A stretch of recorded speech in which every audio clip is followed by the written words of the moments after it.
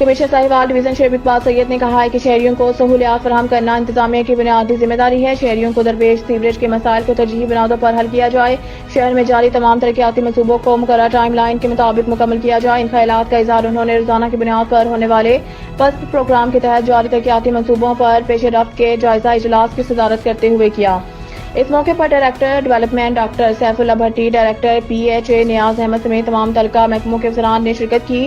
Commissioner Shoaib Iqbal سید نے کہا ہے کہ ہائی اسٹریٹس پر ٹرف ٹائل کے کام کی رفتار کو تیز کیا جائے اور علامہ اقبال روڈ کے کرب سٹونز کے رنگ اور روغن کا کام کیا جائے. انہوں نے کہا کہ مسلم بن عقیل کالونی اور بھٹو نگر کے سیوریج کے مسائل کو ترجیحی بنیادوں پر حل کیا جائے. انہوں نے پی ایچ اے کے حکام کو شہر میں جاری پلانٹ فار پاکستان مہم کے تحت زیادہ سے زیادہ پودے لگائے جائیں تاکہ شہر کی خوبصورتی میں اضافہ کیا جا سکے.